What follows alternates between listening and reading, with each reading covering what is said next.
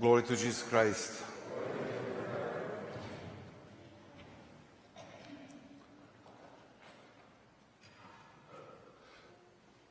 I read that very common experience of Christians is some kind of winter in soul. It means the author meant, and I think that he described it very well, that even we believe and we try to follow Christ, we feel some kind of dryness, some kind of desert in our souls. We force ourselves to do at least something minimum, but we feel that it is not enough, but we are not able to catch this, what we are supposed to do, how we are supposed to raise up from this dryness, this life that is this some kind of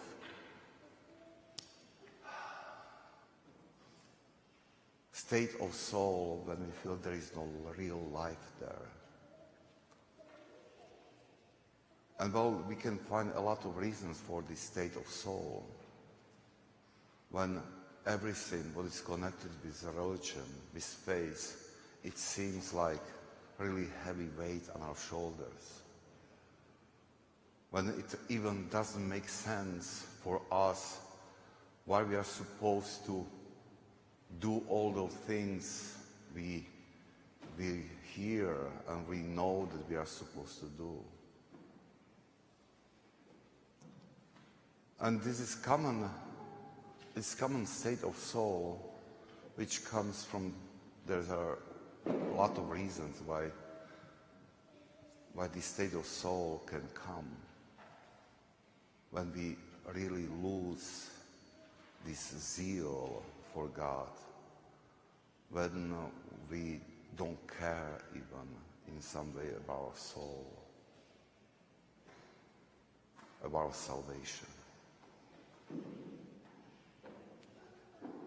But I'm not going to talk about reasons. I'm going to just to offer you one of many ascetical practices which Holy Fathers offers us for healing, how to be healed from this spiritual dryness, from this winter in the soul. What they say, and all of them, one of the most important ascetical practices to defeat this state of soul, dangerous state of soul, is spiritual reading. What they say, you should read. You should read good things.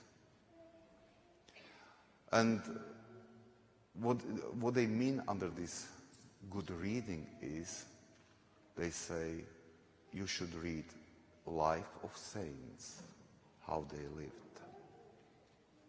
And you should read works of those saints who share their experience with spiritual life and who teach you how to live life with Christ.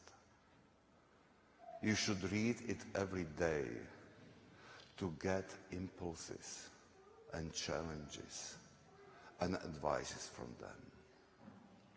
And they go so far that they say that before you start to read Gospels, read those fathers, because they teach you how to read Gospels and prepare your soul for reading Gospels. And there is a huge wisdom in that, because if we start to follow their advice, and we put this practice of spiritual reading to our life, then every day there will be some kind of challenge. for us when we say, well, I am not there yet. I am not there yet. And somehow we come to understanding all these reasons which caused that our soul is cold, that there is no zeal for God, that we are stuck somewhere in the state we don't like. But again, we are not supposed to read, and they don't recommend to read this religious garbage which attacks on our feelings and to try to cause that we are feeling well. This is not good literature. It should be those books who teach us how to live life with God. And their authors are not trying to take popularity, but they give us truth. This practice, this ascetical practice, is so important that we have to realize that it is somehow even like it should be so huge part of our spiritual life. Well, I explained this. Our professor of moral theology, he told us that, look, in somebody in confession says, then in previous few months, he didn't read any book, you have to tell him that he's in state of mortal sin because he sinned against truth, because he was not looking at the truth. So important it is, this ascetical practice. And if we start to read that, if we start to read these books and we put it to our life at least few minutes per day, something happens. And gospel we read today, we heard today, describes what this experience. We start to read and we are confronted with the power of God, with these magnificent works he does for us people. And we are in awe. And we start to see where and all these areas in which sin or passions reign. We start to see clearly when we are not in union with God. And it will cause that we fell down to our knees as Simon did, and we will ask for mercy. And the next step is that we start to follow these words.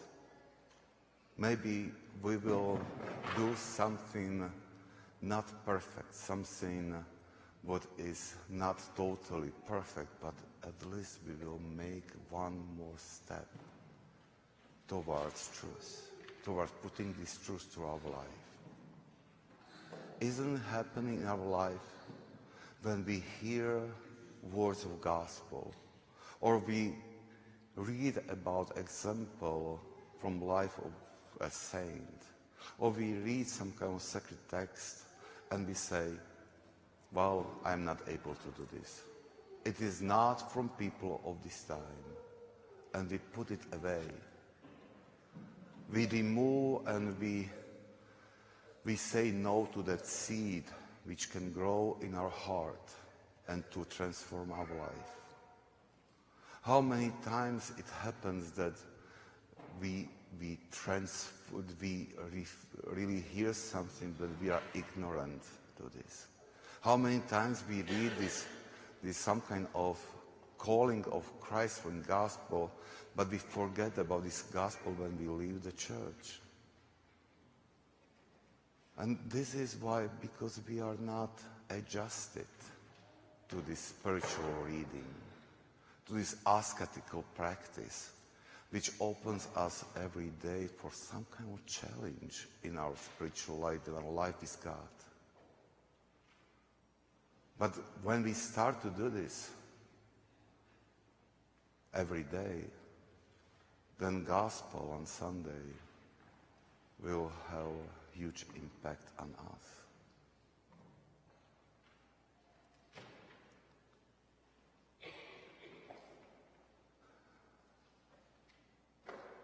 I might be wrong, but I think that we all suffer from this dryness in our souls. And I don't say this as some kind of judgment. I'm saying this because it is the result of this influence of the world on our souls. There is so huge pressure from secular world. There is so many words from secular words which infect our soul, and they make us not able to see truth, and makes us almost, we are freaking out when we hear in God's invitation. We all need this spiritual practice. And it's not necessary to be books. In this our modern time, we have other tools too. There were like 50 these memory sticks available. And still, I think there are some in the front pew with many lectures. And many people took these sticks. And one man, he told me that he is listening every morning when he drives to work. He listens one of these talks. And he says, there is always something there which hits my heart and my soul. It is a challenge for the day. But still, even if this challenge, it stays for a long time in my mind. And he said, but if there is a day I skip this listening morning, the day is some kind of empty for me. Something is missing. And then I recall that I was doing other things than listening. There are many ways how we can start to practice this ascetical practice of spiritual reading. But one thing is for sure, those who start that with searching heart, very soon they will find that their heart is getting warmer. This winter is going away in the soul. And something what we can call as a zeal or fire is finding way in our heart, to our heart, and we can feel that. And with this fire, with this zeal comes deeper desire to be with God. Let's accept this advice of those who were masters in art of spiritual life. If they give us this one of many tools how to conquer this winter in our soul, let's take it. It's not so difficult. We can read several minutes every day, something what can bring back zeal and fire and desire for God. Amen.